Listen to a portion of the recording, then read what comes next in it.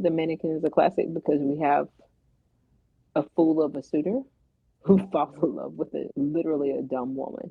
Like, literal definition of a dumb woman. I love it. The Falcon is a classic because it is a witty piece of verse that is just such a fun romp of insecurity. These plays are classics because they're easily producible. Oh, yeah. Both of these are four character plays. Both of these take place within 24-hour periods and take place in one location. This is like ideal for a small grassroots theater company, and or I would highly encourage a university or college to explore these plays. Yeah. And especially if you have someone who's into falcon taxidermy. Chicked, chicked. This is our history. This is our legacy.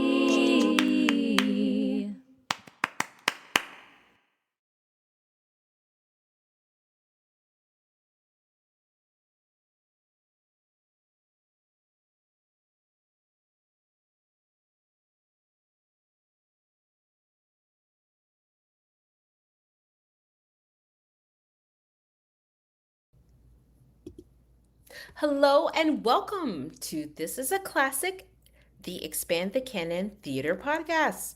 We're your hosts, Emily Lyon, she, her, artistic director and a curator for Expand the Canon. and me, Teresa Cox, she, her, 2023-2024 Director of Outreach and Engagement. And we are here to introduce you to some plays by women that are classics. Expand the Canon is a program that reimagines the classics, creating a legacy of storytelling with gender equity at its core. Today we're getting into Germaine de Staël's The Mannequin and Marie-Anne Barbier's The Falcon. If you go to expandthecanon.com, and you should, you'll find this pitch for The Mannequin. If you're looking for a snappy satire of the sexist dating scene, consider this tight one-act from literary luminary Germaine de Staël. Although he's always lived in Germany, Monsieur de la Morlière glorifies all things from France as the pinnacle of culture, and therefore secured a noble French suitor for his daughter Sophie. However, our clever heroine is ready with a deliciously silly scheme to reveal the pompous French count for the fool he is. With both frothy fun and physical comedy, this short play packs a lasting punch with its sharp commentary on the hypocrisy in relationships cordial, familial, and romantic. I love that. I'm here for frothy. I'm here for a daughter usurping or undermining her father's power. All good. All things I love. Frothy, witty commentary, love it. Yeah. We'll also be talking about The Falcon. So, since you'll already be on expandthecanon.com, you'll find this pitch too. If you're looking for a verse romcom with snarky sidekicks and a lover's quarrel, look no further than Marie-Anne Barbier's The Falcon. Frederic has spent every penny on impressing Axiane, but she has remained unsure of his true affection. Their friends push and pull for them to see reason, yet fear and flirtation drive them to extremes. This quippy period piece asks, is love worth self-sacrifice? How much? And can we ever truly trust a lover's meaning and intentions? Beatrice and Benedick, but with Bridgerton vibes?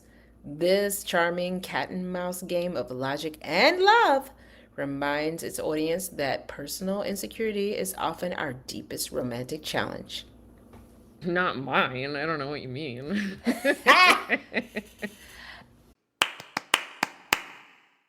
The first thing I love about The Mannequin, Sophie, the female character in the play, is the smartest person in the room.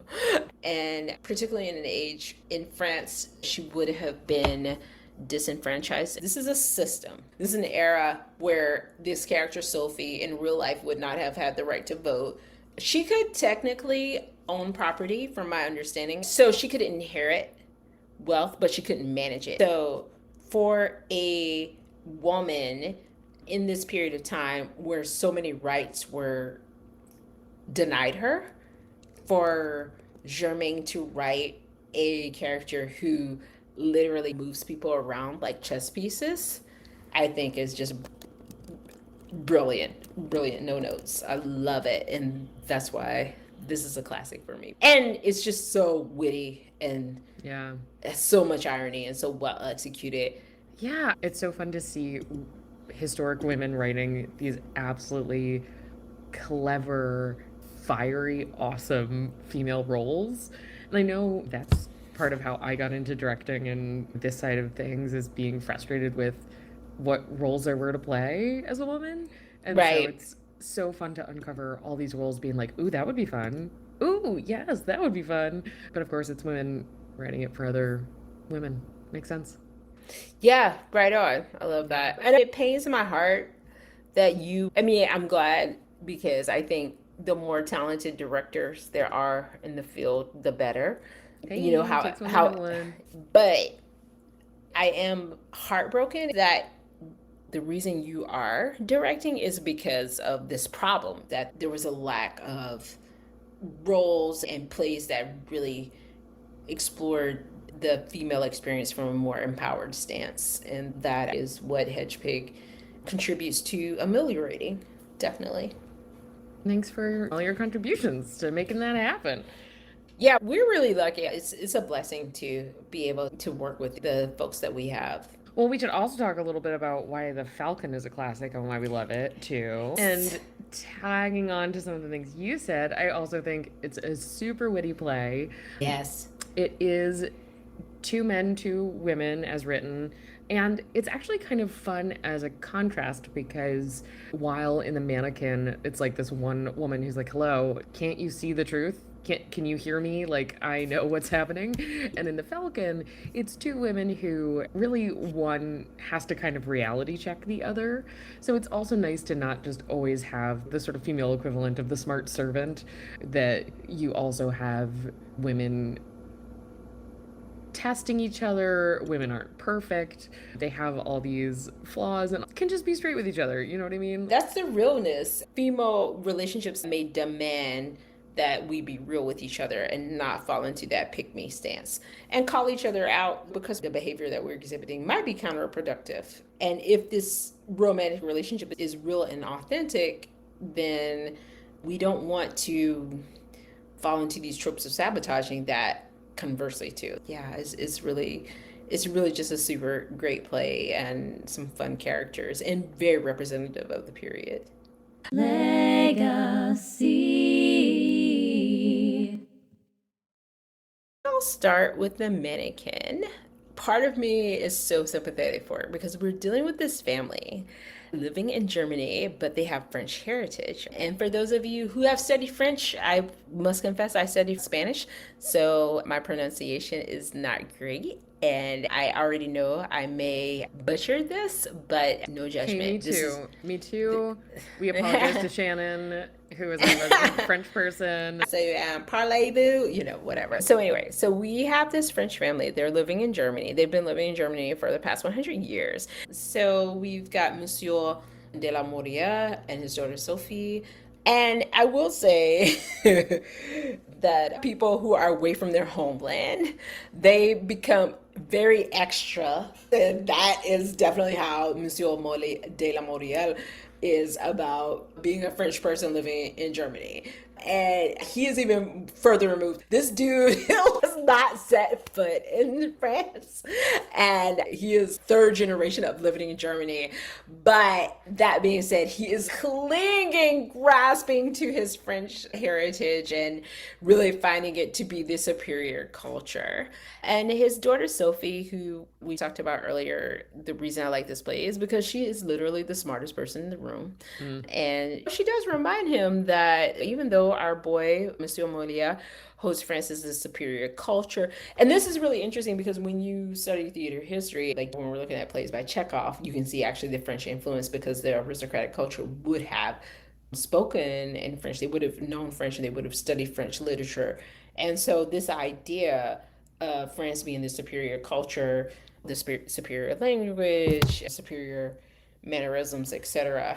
And so anyway, Sophie is like, yeah, okay, I get it. You love your ancestors' culture, but you don't speak with a French accent. He says, well, the only reason is because I've become too Germanized. And he insists that in order to maintain his culture, he does indeed need to have a French son in law, which means he does indeed demand that Sophie marries a Frenchman while she's basically lived in Germany her whole life. And today, from our standpoint, okay, my cousins did a 23andMe, and we have part of our ancestry is from Togo and Benin. Now, I've been to Ghana, but I've never been to Togo or Benin. And so that would be almost the equivalent, I mean, a little further removed. You gotta marry somebody from Togo. Yeah. I mean, I'm not opposed to it, but I would not want to be mandated with it. You probably have a few more requirements other than person is from place that you're looking for in a life partner. I'm just gonna guess. As I'm just looking at what this character is going through, I'm sure she's like, what in the world? And so Morlière states that he wants this son-in-law to correct his pronunciation because he's a little self-conscious. His French is probably about as good as ours. Absolutely. And then he tells about the good old days of Louis XIV. Sophie talks about the Count, who is a Frenchman who is currently staying in Germany and kind of maneuvering around the German aristocracy. And Morlière has this sort of ideal vision of what a Frenchman is. Actually, the Count does not fit that. She points out that he's a caricature. He is ignorant. He's inauthentic. He's kind of pompous. He doesn't listen when others talk. He talks incessantly. He doesn't really know anything. So she's just pointing out this Count is a phony. And I think it's fascinating too. And I don't want to get too political, but I think it's almost speaking to the current state we're in now politically too. Because I think there's a craving for strength and masculinity, but people don't really understand what strength is or maybe what true conscious masculinity is, and so they are finding themselves intoxicated with it, like the shadow side of it. But in terms of where we are today, I get where Sophie is coming from. And she actually points out that, in fact, she's found many German men who exhibit these virtues that Morlière describes as being French.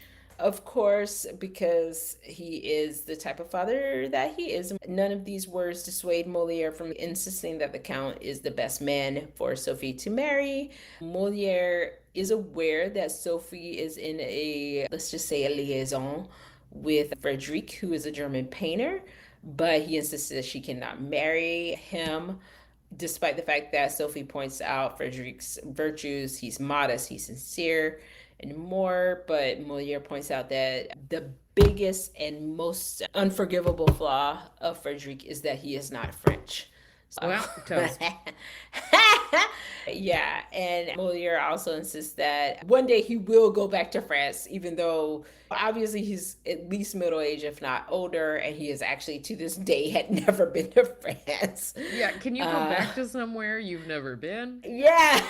I mean, you can understand the sadness of missing part of your culture, whether or not it is totally yours or the one that you're born into. There's always a part of us. So I think that that's a really natural impulse. Does he take it to extremes? God, yeah. Yeah. God, I would say yes. Right on. The Count enters, and the Count immediately calls Morlière father-in-law. And of course, Morlière just eats this up and points out, oh, I'm so glad we're so close, even though we've only known each other for 2 weeks. And the Count is the man who's so wrapped up in his own thoughts. And so, to Sophie's point, the Count was at King Frederic's court, who is King of Prussia, and Voltaire was also there and was regaling him with all this knowledge and stuff. And the Count was like, yeah, I wasn't listening. I wanted him to shut up so I can tell my story about Paris or whatever. Which is, I know, real talk, I know that dude who was like that too. So when I read that, I laughed because I was like, we all know that guy who's just nodding his head, but he really just wants to say what he wants to say. And the Count also tells Morlière that he understands that Sophie is clever, but he finds her to be too forward, and he really, really, really prefers women who don't talk too much. Doesn't want anyone else to talk too much, but also especially women. Yes, facts. So, yeah, and this is very intriguing to me that the Count also talks to Moliere about the Count's debt. And it's not as explicitly stated, but it's a little bit like, I like to spend money and you're rich, Monsieur Moliere. So, if I marry your daughter, you can kind of help me out with that or whatever. Because it's very French that I like to spend money. So you should support my Frenchness or whatever. Yes. I can't wait to take all of your dollars, spend them on me, and ignore your daughter. It's going to be lovely. Yes. So Molière mentions this painter, and this is Federic. And Federic is German, so I'm not actually sure if I'm pronouncing his name correctly. But anyway, he's also a painter. And earlier, Sophie talked about how he actually exhibits more quote unquote French values than the Count does. But Molière mentions that Frederic should paint a portrait for the Count. And the Count's first instinct is like, oh, of course, yes, paint a portrait of me to give to Sophie. And Molière was like, well, actually, I was thinking maybe a portrait of Sophie to give to you. And he's like, well, I don't know. So you see where his priorities are stated with that. So there have been rumors around this elite class that Frederic is in love with Sophie. Molière asks the Count if he's jealous, and the Count replies, it never even occurred to him to be jealous. And the subtext of this is that the Count is so focused on himself that he can't imagine a woman loving someone other than him. Ew. I think because he can't imagine anyone other than himself, period. That's exactly right. So Monsieur Molière really decides then and there that Sophie and the Count should be married that night. So, so Molière leaves to spread the news of this impending marriage. After Molière leaves, the Count is left alone. It's so funny because once Molière has left the room, the Count's like, yeah, that dude talks too much. And he also states that he finds Sophie to be too shrewd and that he does not actually like her at all. Yeah. Frederic enters and the Count says that Frederic is to give him a portrait of Sophie. Frederic produces the portrait and the Count comments that it's prettier than Sophie is in real life.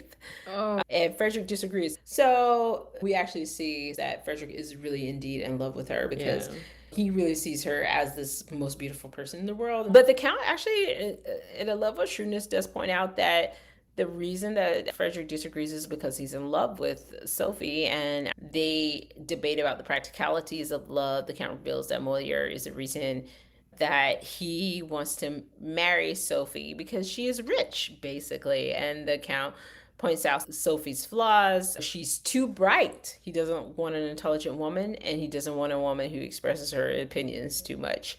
So the Count tells Frederic that the wittiest woman that he has encountered is an English woman named Lady Berwick, because when they were at an event together, she didn't say one word. And so the Count asks Frederic to paint a portrait of himself. Frederic has actually already painted a portrait of the Count, but he wants it to be even more appealing. And then Frederic can keep the portrait of Sophie. When the Count leaves, Sophie and Frederic found themselves alone.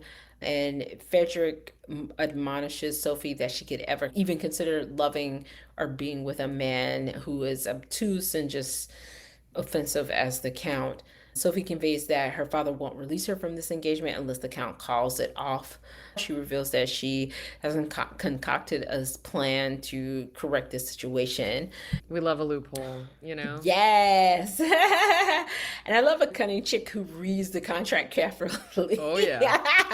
I've had to do that. And just side note, dudes don't like it when you do that. Read the contract. Read your contract, sis. Read your contract. So Sophie places this intoxicatingly beautiful mannequin in the wake of the Count, and she conveys this scheme to her father Molière, and he agrees that if the Count indeed is enchanted by the mannequin, that he will call off the engagement.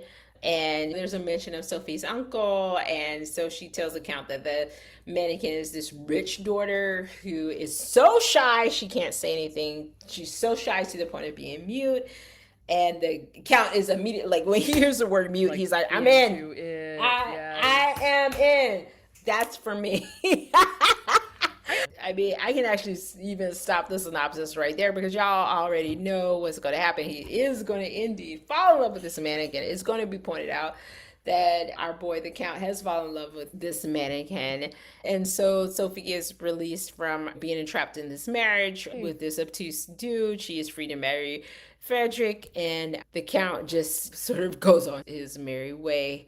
Hopefully he's learned something. I don't know. Yeah, maybe the level of sympathy you can have for him is that he's just hustling in Germany and trying to make a way for himself, you know? I'm like, all right, well, I hope you learned your lesson, but I'm not super optimistic that you did. That's sort of where I am at the end of the play.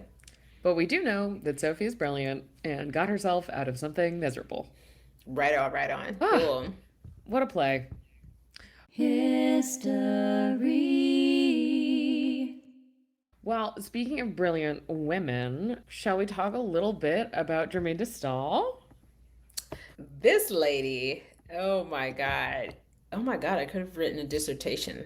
And I'm sure there are dissertations on Germaine de Staël. She is the bomb.com. So she was born in 1766. Her pen name is Germaine de Staël, but she was born Anne-Louise Germaine Necker. She grew up in Paris. And so, as her mother did, she hosted salons for the literary and the political elite. She was widely published throughout her life, and a lot of people knew her as Madame de Staël. She wrote novels, she wrote plays, she wrote literary criticism, and political, come on sis, I love this about her, political and philosophical essays. And she supported the French Revolution, but she did not support its violent excesses.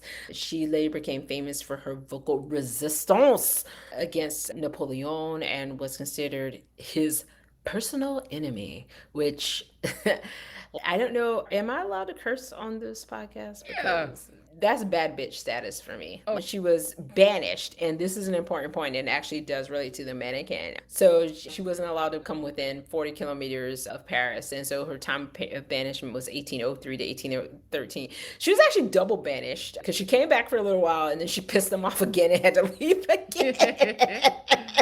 So she had a very popular salon, and she really shaped the emerging ideology of liberalism and the art movement of German Romanticism. So she's super, super fierce, you know, and when you do this deep dive in Germaine de Staël's history, like everybody should explore this play, her novels, and everything about her writings and letters, because she is just such a force of nature at such a critical time in French history. Yeah. Yeah, and first, absolutely agree. Like, anyone who's epic enough to be banished by Napoleon for, like, making him kind of butthurt, just being like, hi, I think you're selfish and you're running the country badly. And he's like, no, go away. I just think that's amazing. I would love to know what Germaine de Staël would do with, I was going to say a Twitter account, but do people have Twitter accounts?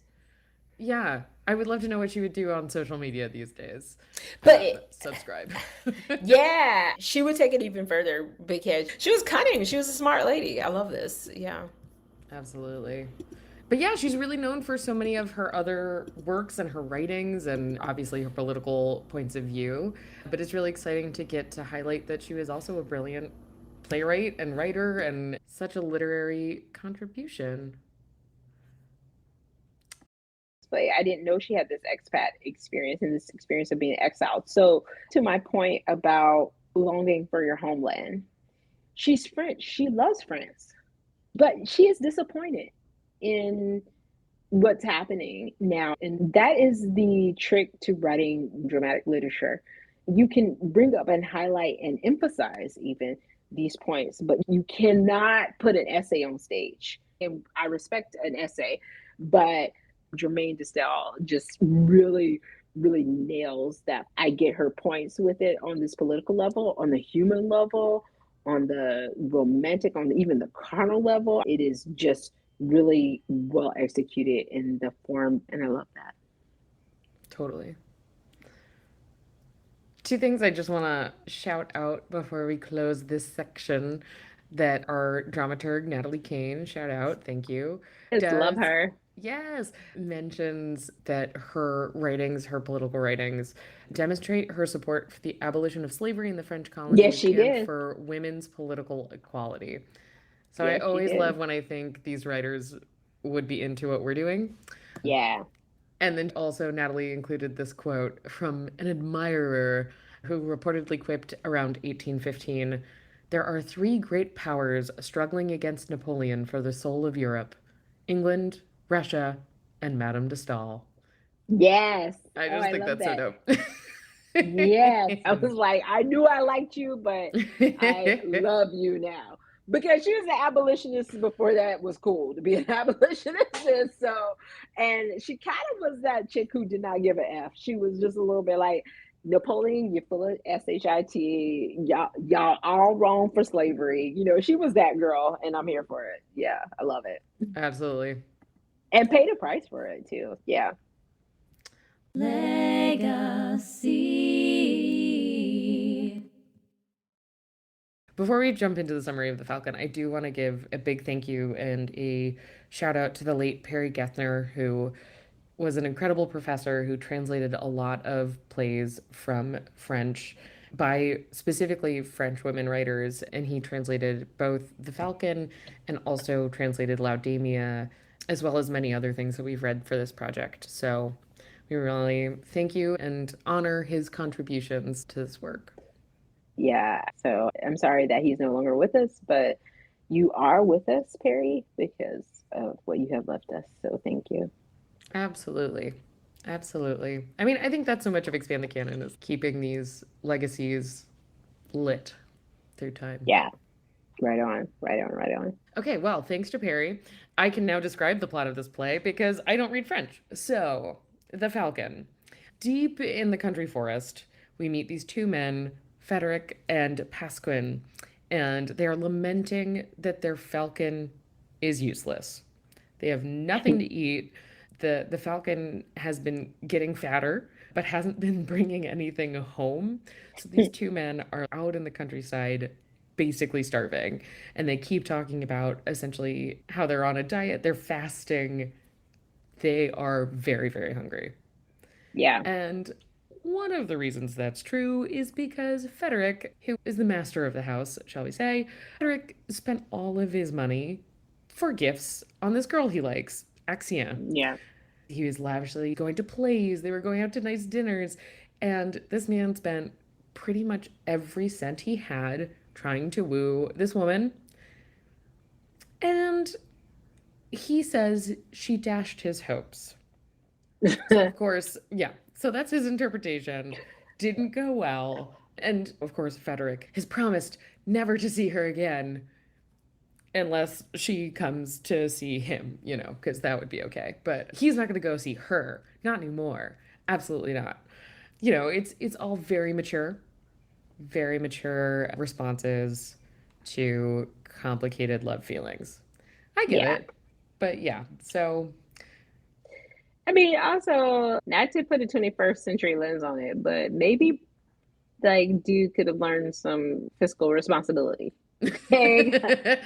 get an I'm here accountant, for my the friend. I'm here for the gifts. Believe you me, I like a good Valentine's Day present and a birthday present and all that. But sir, if your bills are not being paid, if you can't feed your household, I'm gonna need you to like not spend that kind of money. Bless him though. That's right. Yes, absolutely. So he has very unwisely spent all his cash, so they can't even buy food, and they're just hoping this bird is gonna get something. It's tough. It's a tough spot. Yeah. So Pasquin, for I guess a silver lining, is like, well, there's no money, so I guess I do believe that you're not going to go courting her again. And he's teasing Federic, and Federic starts teasing him back, and we learn that actually Pasquin was really into Axiane's right-hand lady, Lisette. So Mhm. they both have crushes that, once again, Federic has kind of, I don't want to say ruined, but look, they're not seeing either of the women that they love or are into because there's no money to do so. There's this funny moment where Pasquin is like, yeah, well, at least I wasn't spending my own money on her. I'm like, Okay, dudes. Okay. So, of course, they're come to this sort of desperate point, and there's this kind of funny line. Federic says, "We must follow the dictates of reason only. Now, all I love is this falcon and you." Okay. All right. So we're deep in the man cave of it all, in the denial and the self-pity of it all, and also in the deep hunger of it all. Yeah. But all of a sudden, they both hear sounds of a nearby hunt. They hear some horns, they hear people. So Frederick sends Pasquin out to find out who is nearby in this deep forest doing some hunting. And of course, who would it be? It's Axiane. And she and Lisette are out hunting because they love to hunt. But when Pasquin comes back in with his information, he says she's coming to murder us because, quote, she intends to dine. So she and Lisette are like deep in the forest and they come by and apparently they're kind of hungry. Not great news for two starving dudes. But Federic, despite himself, gets very excited that she's coming by because, right, he was not going to see her again unless she came over. And oh my God, she's come over. So he starts getting, kind of pumped and he wants to make a lavish dinner for her. What could they possibly serve, though? They have nothing. He's like, whatever, Pasquin, be inventive, figure it out.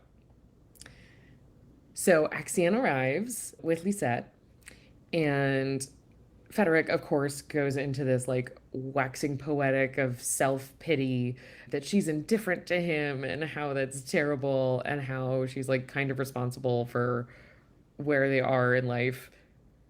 And of course, now that the women are actually on stage, she's like, hey, I don't think that's the story here. Mhm. I'm not into anybody else. I'm not seeing anyone else. And, I didn't put you in this scenario. I didn't spend your Mhm. money. But also, he's being super dramatic that she didn't give her heart to him. And to be fair to Axiane, I guess maybe in sort of a Rosalind kind of way, if you want to make a Shakespeare comparison, she's really afraid to fall in love. She says she knows herself really well and that once she's in love, she's in it. She's going to fall hard. So she really, really wants to be sure. Yeah. And this play is written and probably set around 1719. So we talked about the Mannequin in 1811, which is 100 years later. So again, French women didn't get the right to vote until 1944.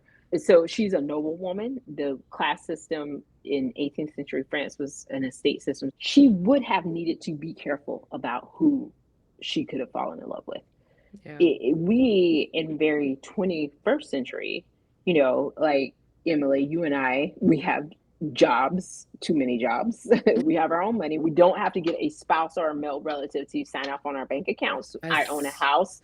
I signed my mortgage on my own for the house that I own. You know what I'm saying? So the point is, she could and should have been careful about with whom she'd fall in love with. There is more risk involved with her falling in love with Frederick than there would have been vice versa. Because on a superficial reading, a less sophisticated person might read this as, oh, Axiane is just difficult. Frederick's damn near Mm. starving for her or whatever.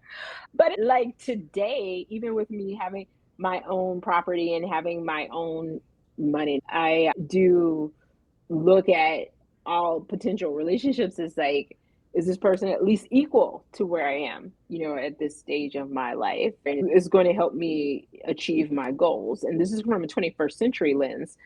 She had to look at it as, would this person not exploit me, abuse me? Yeah. Because she would not have had a lot of power, not a lot of financial power, not a lot of social power, and no political power. Yeah. Right. And it's like scary enough to be in love when you can have your own bank account, which is like Yeah. such a weird thing because that wasn't possible until like the 60s for women. Oh, I know that 73 was the year women could own a mortgage and have a credit card, 1973. Wow. So if this lady, if she's a noblewoman, she's probably coming from some wealth, but you really have to think about, is this dude going to be able to manage this appropriately, or is he going to piss it all away? So there's some of that is playing into her resistance to him. Of course. And you spending all your money doesn't prove that your heart is true. Right. A, yeah, it means that you're probably bad with money. But B, that doesn't prove that you're not going to take advantage of me, my heart, my wealth, all my resources, the rest of my life. Because this is not a time where it's like, oh, you know what, this isn't working out. Let's just get a divorce. Like, glad you signed that prenup. Right. So yeah, and actually, that's an argument that she makes. She wants to be sure of his heart, understandably. He's still kind of upset, and Pasquin, who is sent out to be inventive to find something to cook, comes back in and is like, really, dude, there's really nothing. There's nothing for me to be inventive about. And Axiane's like, oh, I don't need a lavish dinner. Just one dish is fine. So the two men exit squabbling. And when Lisette and Axiane are alone, they can be a little more honest with each other. Lisette, especially, can tell that the men are starving. They're not in a good place. And in a way, accuses Axiane and is like, you know, this man spent all his money on you. Do you love him or not? Are you in or out? It does seem to her like she's toying with him a bit. And that's when we hear Axiane's reasoning, which totally aligns with what you were saying. And she does like Federic quite a lot, but in moments it seems like he loves his falcon more than he loves her. So Axiane goes to think about it. So she leaves, and it's just Lisette when Pasquin comes back in very dramatically and says, he no longer lives. And Lisette is kind of freaking out. Like, what do you mean? He no longer lives? But it's not Federic that he's talking about. So our two lovers, Axiane and Federic, come back in. They're both a little more humble now. Having thought about what the other has said, they do squabble a little bit more about indifference and how could you think I don't care for you? How could you not see that I do? So Axiane had requested one dish, and as we know, he no longer lives. So it turns out, what else is there to cook but the falcon? So Federic has killed the falcon and has cooked it to serve to Axiane. It's his last possession and his sole remaining asset, he says. But no matter, ready to receive you here, could I pay too much for the pleasure of seeing you? And it is when he is literally serving up on a plate this last asset, the one last thing he owns. Axiane's like, what have you done? What have I done? And how do I fix this? It's clear that you love me beyond just the money. It's clear that you're dedicated to me and in a genuine way, and that clearly you love me more than your falcon. She doesn't say that, but I think that's a pretty clear implication here. And they end happily. She offers herself, her heart, her hand, and Federic is like, what? Oh my God. Or in beautiful verse version, what words have struck my ears? Your heart is mine. And so they end up together. And Federic ends the play with, love, can I do too much for you? Which I think is the ultimate question of the play. It's a really adorable play. One reason I like this play is so representative of French neoclassicism, because it's got unity of time and unity of place. This play is written in the 1719s. So, which is, in terms of the verse, that it would have been written in Alexandrine, which is 12 syllables with Cicera in the middle. So Cicera means that there would have been pause in the middle. So you would have 6 beats, a pause, and then 6 more beats. Just a shout out to anyone who's listening to us who wants to explore it in their classes. This is a really good text to explore the technique in. I am a strong proponent of young theater students and actors and young actors really learning the classics and really understanding verse. The poetic form is so important to so many classic plays, and it's so cool to get another place to access that from. Yeah.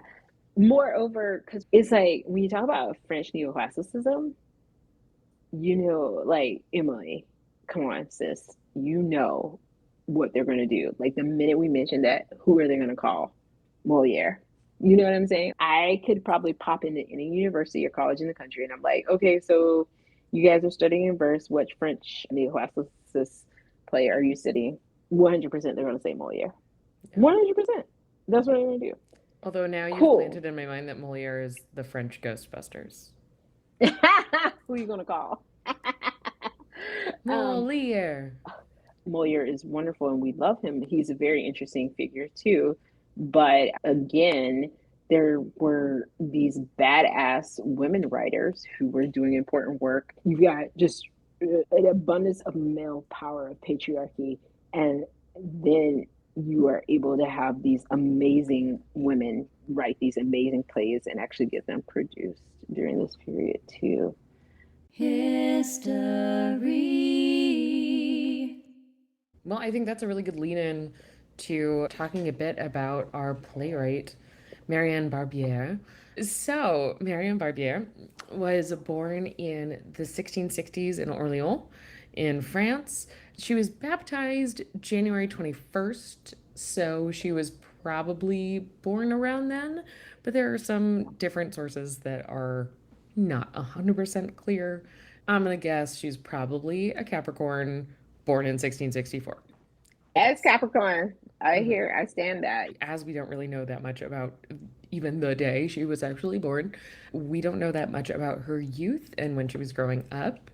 We do know that her mother was bourgeois and her father was an artillery commissioner. But that's about it. She was in Orléans, and then eventually she moves to Paris, which is when we start to find out a little bit more about her life, her writing, her career, and it starts to grow. So after she moves to Paris, she starts to frequent these literary salons of another Marianne. I guess it's a very popular name of the time, Marianne. So she's frequenting the literary salon of Marianne Mancini. So Marianne Mancini is an Italian-French aristocrat and cultural patron who was frequently in Louis XIV's court. And fun little rabbit hole I went down, she apparently had like 5 sisters, and Louis XIV was super into one of them and had to be convinced not to marry her. So we're already in sort of bougie circles in France by the time that she's hanging out in this literary salon. That court, man, I'm telling you, that was the place to be. I mean, even for the Brits, everybody was rocking over to that French court, and there was so much intrigue, but I love it. It's such an interesting time period. To be a fly on those very gilded walls.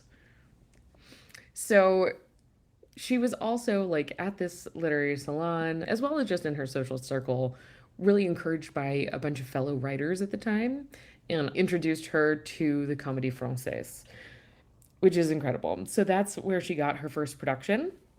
She wrote her first play, which was a tragedy, Arie Petus, in 1702. And it got attention. It was performed, I believe, 16 times. But even her first play was accused of being a front for a man who wrote it. Yeah. If I had a nickel, cool. But hey, that doesn't stop her. She goes on to write 3 more tragedies that were performed and got pretty good attention, as well as 2 more tragedies that only remained in manuscript and were never performed, which is a shame. And if you have them, please send them to me. Well, first, ideally send them to someone who speaks French, or send them to me and I'll find someone who speaks French. Doesn't matter, whatever. But super cool. So she wrote 5 major tragedies. So one other thing, as I mentioned back with Germaine de Staël, I always love when it sounds like these writers would kind of be into what we're up to. So at one point, Marianne is really actively searching for a female literary network. She's reaching out to other authors, and she actually wrote an epitaph about a woman writer, and in that epitaph really placed her and put her in the context of this female literary genealogy. So Oh, wonderful. I love that. so cool. So cool. And we do know that she was aware and influenced by another of the writers on our list, Madame de Villedue. So it's just really fun to see all these crossing references and worlds and circles. And there will be more. Just you wait. The door has been opened in the French court by some of these other French women writers by Madame de Villedue, although you may know her as Marie Catherine Desjardins from our list. Woohoo! Yeah. That is a full length you should definitely explore. Yeah. Oh gosh, it would be so fun to do a bunch of these French plays. Okay. I will stop myself from dreaming for the moment. Fantasy that I Yeah. have is like a Castile Day of these French plays. Ooh. That is a fantasy of mine that I've had for like a year and a half. So like Germaine de Staël, the Falcon, and the Favori, La Favori, putting or some kind of like mini festival. So I don't know how that would happen, but it's a fantasy of mine. All right, French artists, hit us up. Give us a Yeah. call. Great ideas. But unfortunately, even though she was getting some success and there were some other women getting some success too, there weren't a ton of productions for women happening. So to continue her literary career, Marianne started editing and publishing a literary journal called Literary Seasons in 1714. And it was a place for her also to be more boldly feminist, as well as critique the theater happening around her. She returns to writing for the stage, which is great. And her greatest successes, the two sort of most successful pieces she was a part of, were actually two opera librettos, Summer Festivities and Judgment of Paris, which were in 1716 and 1718. So finally, after writing a bunch of tragedies and these really great opera librettos, apparently, Marianne writes her first comedy, The Falcon. Finally, she finally wrote a comedy. And it's this one. She wrote two other comedies that have remained in manuscript, or at least did at the time. And once again, if you have those, call me. So this is the fun Easter egg moment, also where we get to do some like I forget what you call it, like a crossover episode or something. Oh yeah. I know what you're talking about. So our ETC crossover gossip is that both Marianne Barbier and Catherine Bernard, who wrote L'Abdamia on another one of our lists, were both accused by Voltaire, who, by the way, Voltaire like plagiarized a bunch of stuff from both of their plays. So yes. Now, hold on. How do we know he did? Just to play devil's advocate, because I believe you, Emily Lyon, because I trust and adore you. Well, thank you, But but how do we know if he did that? Well, you know, he did many other lovely things, but I can send you the research. I will say scholars wrote this down, not I. Catherine Bernard wrote Brutus, and Marianne Barbier wrote The Death of Caesar in 1709. And apparently Voltaire wrote a play also about Caesar. And not only did he supposedly, according to scholars, rip them both off, but also he accused both of them that their plays weren't by them, that actually this guy, Bernard de Fontenelle, had written them. Why? Why do men love being like, clearly this woman didn't write this play that I stole things from, so clearly I think it's good. Sir. So I would love if there are Voltaire scholars out there that want to prove us wrong. Would love to hear it. You can defend him if you want. Bring your receipts. But apparently Voltaire was out here ragging on the ladies. So Oh, my boy. That being said, this is the dude that wrote The Orphan of China, which is clearly stolen from The Orphan of Zhao. Yeah. Look, Like, as we know from yeah, Shakespeare, if you yeah, want to steal it, fine, but do it better. And if you want yeah, to steal it, put your spin on it, do something yeah, different with it. There's that whole yeah, book, Steal Like an Artist. yeah, That's less my issue. My issue is that he's taking from these women and claiming that they're not by women. He's like, this isn't even right, yours. This is by yeah. some guy, Bernard. Because I don't think you're Whew, capable of writing this by, but also I would like to steal it. whew. So, All I can say is I may have to rewrite that lecture because I really did talk about him stealing from China, but I didn't say he was stealing from the French women. well, we'll have to do a follow up episode, an update episode where we do a deep dive on like Voltaire, what really happened. Oh man, that I don't think that's one episode. I think Okay, that's a we'll whole do a season being like, here's all series. the shit Yeah. Voltaire did. But Oh see, boy, you'll see. yeah, Oh no, boy. we'll see. That's all we can say. We'll see. We will. Oh, okay. I just realized my last piece of information is that unfortunately, this may not surprise you, but Marianne Barbier died. Yeah, She passed away in the 1740s in Paris, leaving, you know, part of a legacy in the literary world that we thank her for. yeah. Yeah. Dong dong. Thank you everyone for joining us for our Mannequin and Falcon edition of This is a Classic, the Expand the Canon podcast. If you believe in the importance of expanding the canon, please give us a 5-star review and subscribe to this podcast. Hooray! And then hit the share button and forward it along to a friend, colleague, professor, or amazing prop master. To make it easy to find, read, and produce these plays, you can sign up and subscribe to expandthecanon.com. By the way, that's expand the canon, and canon has one N, CANON.com. Heck yeah. For info on what's up next, you can follow us on Instagram, Facebook, or join our mailing list. You can also support this effort by buying some Expand the Canon swag. Yes! Or you can brag to your friends that you're changing the future of the classics. Or reading and producing these plays as classics. And reaching out to us to partner on these classics. Or straight up donating to make all these efforts possible, which you can do from our website, expandthecanon.com. Again, I'm Teresa Cox. And I'm Emily Lyon. We heart you. We do. We appreciate this time with you. We appreciate you being with us. Heck yeah. More It's been classics. so fun. Yeah. Thanks, Emily. This is a joy. Yeah, it was. Thank you so much.